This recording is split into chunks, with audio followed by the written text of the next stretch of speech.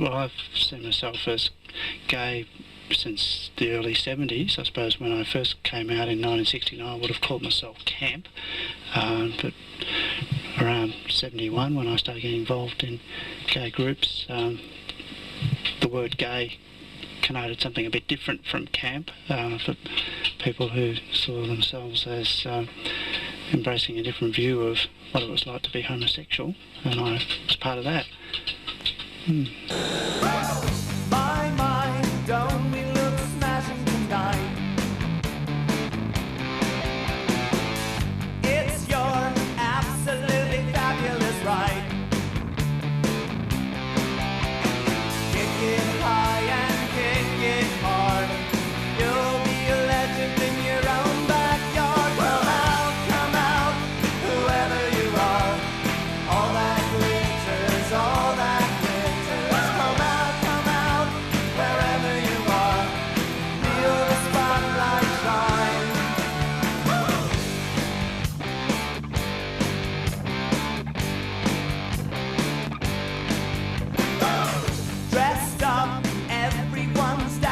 day. So divine, it's a dazzle.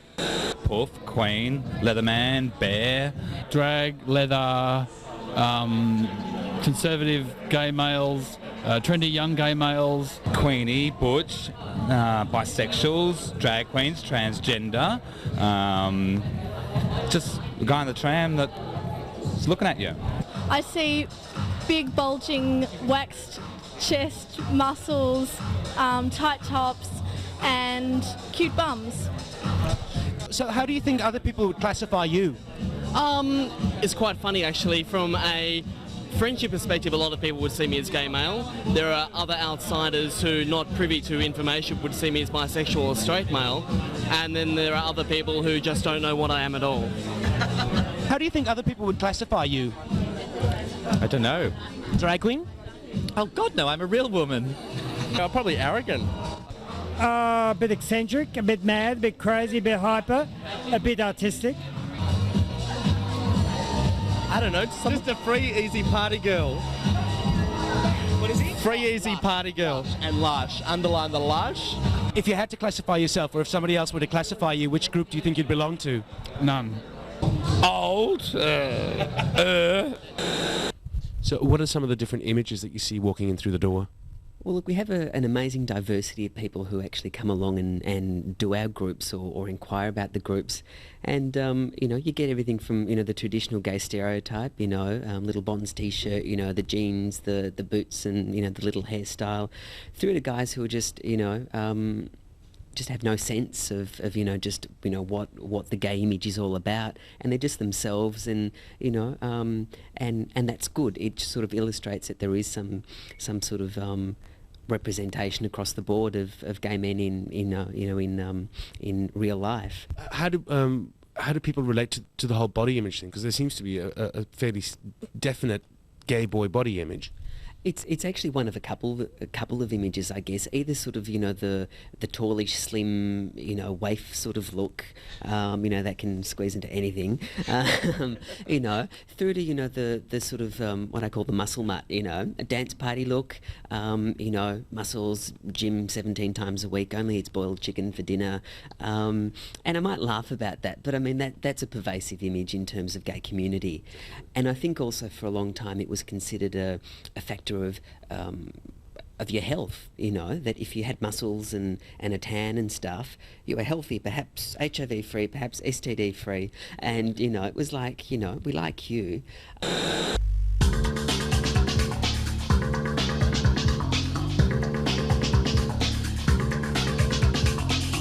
in the first place? To keep you fit, look better, and you feel confident about yourself. Training and stuff. Yeah. I was very skinny, 6'2", 63 kilo. Type of person you'll kick sand in the face at the gym. That type of it. Do people react differently to you now that you look different? Yeah, they say look good and just put on good muscles and say it's good. Make you more confident. So have you got like a limit set up? Is there like a certain size you want to get to, or do you just keep going? I want to put on another 4 kilos. I'm 70. Massive this boy, look at that. I want to be like this. Do you have a specific size you want to get to, or is it just you just like working out? No, now I'm getting smaller. Oh, you're actually trying to cut down? Yeah. How do you do that? You just eat, you work out a little bit more. I'm swimming more now than what I'm training, and you cut out your carbohydrates.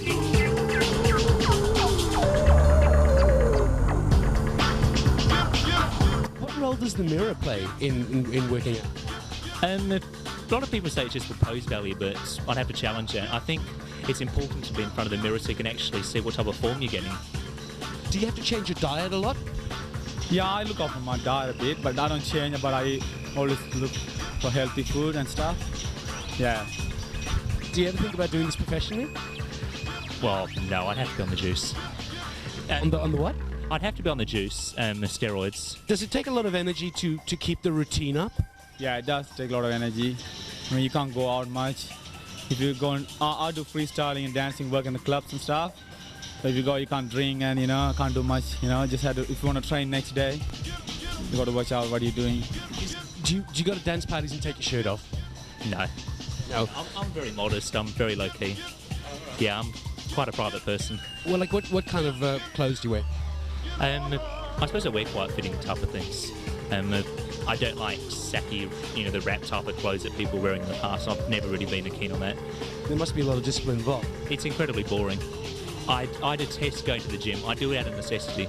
And I'm plagued by fear of going back to how I was. Who do you do it for? Myself. Yeah.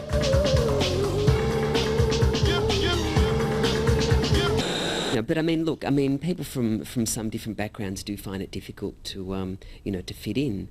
And sometimes it's an income thing. Sometimes it's because you don't understand the look. Sometimes it's because, you just don't suit the look. And again, that's not necessarily, good. And I think if, people can be really mean around, oh, don't wear that, white doesn't sit you, or this or that, or, if,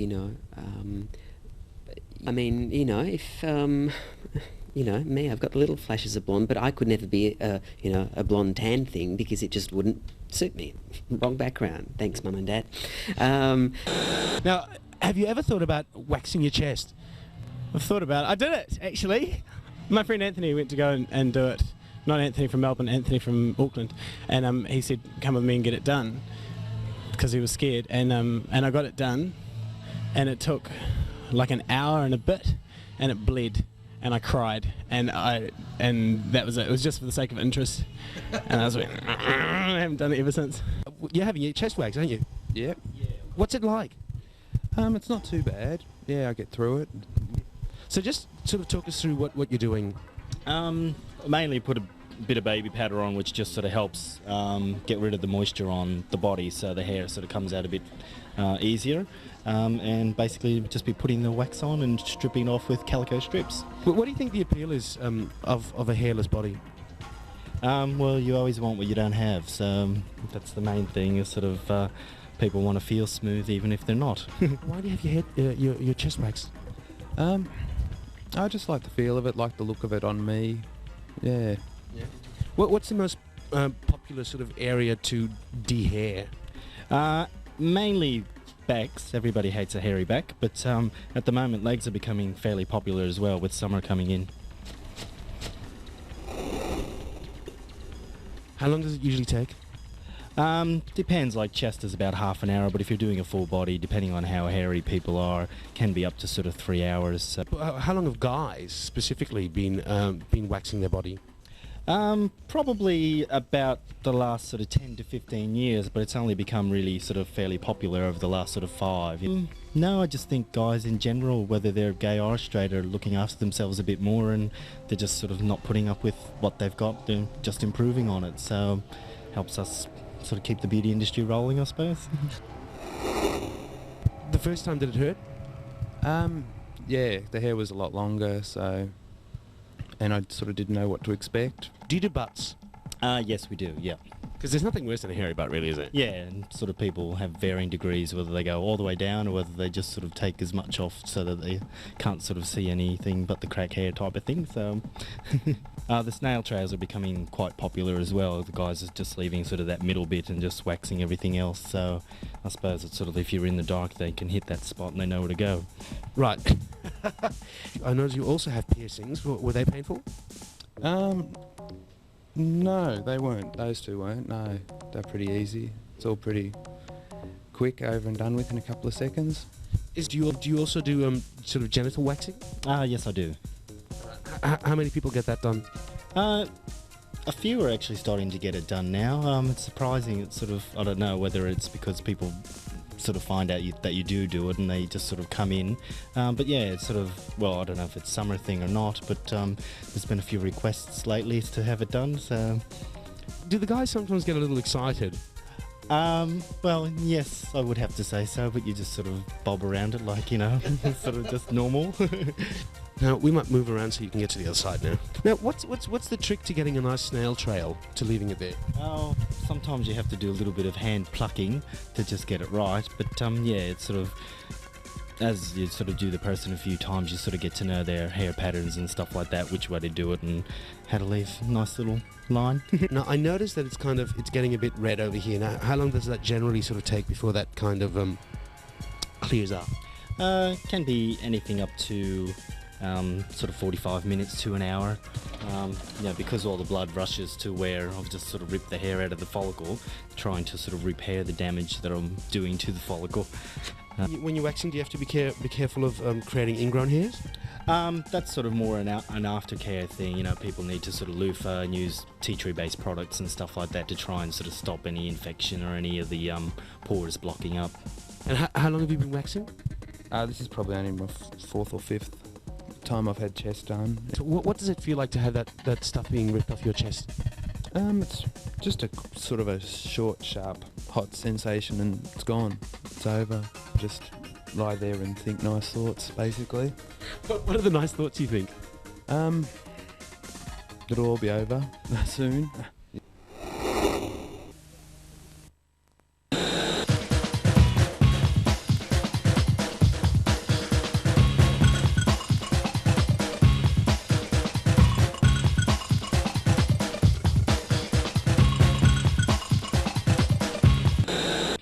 Do you go into the scene at all? I did a bit, and I do a bit, but not much. I've always been on the fringes. I mean, you know, if we got, you know, a 20-year-old boy into sort of rubber on leather and full-on SM stuff, chances are that he wouldn't find it very comfortable in terms of, you know, being with his peers who are more interested in you know, nice woolen pants and little tops and stuff. So I think sometimes it can be difficult to be yourself too much. But you know, I think it takes guts to be a little bit different. Yeah, I don't know if it's the clothing or the places I hang out, but I just you know, people think that I'm gay, basically. Well, I mean, I classify myself as straight acting, as you could probably guess. I mean, I don't relate to the typical gay boy image. I mean, what's it all about anyway? I mean, I just like to dress like this. I mean, why must I conform to some sort of image? And what are the alternatives? Being a normal, humble person. Sort of always avoided the whole gay scene because I think it's really silly. Like, it's all just a bit too much commercial road, Barbara Streisand, pink feather boa sort of crap. Someone who's normal in society, but just happens to be a man who loves men. How would you typify gay boys? As many of my best friends. Well, I mean, I think these days it's hard to kind of discern who's gay or straight. You don't really exactly wear a label on your forehead, so people, you know, I suppose assume that, you know, you hang out at gay clubs, then you're gay. I'm not trying to conform with any image. I just wear clothes I like. Like, sometimes I might dress up and people might think I'm a goth, and sometimes I might look like a raver, and sometimes I might just look like I crawled out of a gutter. But it's just, you know, whatever's in the wardrobe sort of thing. So why did you get a tat? You know, body scarring, I don't know, be more of a man, I don't know, something silly like that. Generally, straight boy image is a bit more macho, although it's becoming a bit more blurred these days because the gay image is still macho but not, and straight boy image, I think straight boys are a bit lost, because the gay boys are so kind of got an identity, and the straight boys are kind of, well, what do we do now, Cool. I guess what I wear wouldn't change if I went somewhere else, but yeah, it's just got a nice atmosphere, and yeah, people are a bit more interesting here, I guess. Could you argue though that this place has its own look as well? Well, what, possibly the gays trying to look straight type of look thing. I guess some people argue that, but I think it's more gay people trying to find their own identity rather than trying to jump into some stereotype. They're trying to be themselves here. They don't need to dress any way or act any way. They're just being themselves. So yeah, I think that's a great thing about being at a pub. You don't have to act any way. You just come here to drink beer and meet your friends. Yeah, and I'm not a fashion person, and I guess that might account for some of the reticence about the scene. Do you think goatees are in now? Goatees, well, I just think if you can grow facial hair, you should grow it, because there's so many little boys out there who can't. And so do you think like masculinity is becoming the new fashion for gay men? I don't know about masculinity, but you've got to, no one wants a queenie little boyfriend. So do you think the days of queens are over? No, I don't think that. No, I didn't mean that. But if you want a man, you want a man. You don't want a girl.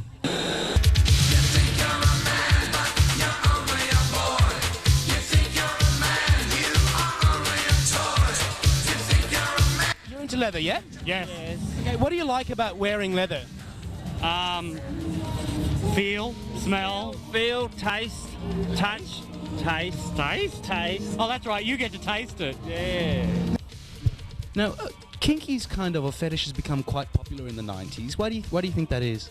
I think partly it was due to the whole advent of the AIDS situation. People became less focused on penetration and more focused on enjoying sexuality and enjoying the act of sex, role-playing, game-playing, dress-ups, etc., rather than just sticking it in and doing the deed. They became more interested in prolonging the whole act and not focusing on the act of intercourse.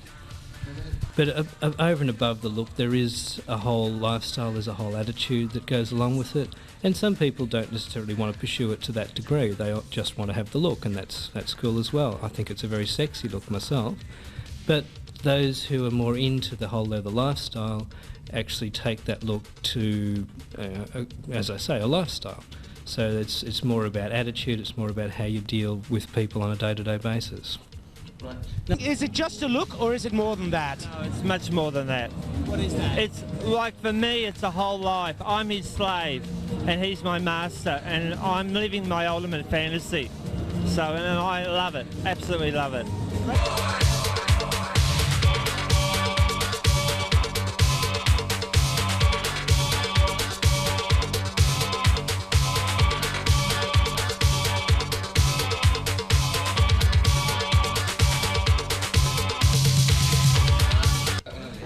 That's called a St Andrew's cross. That's predominantly used for whipping.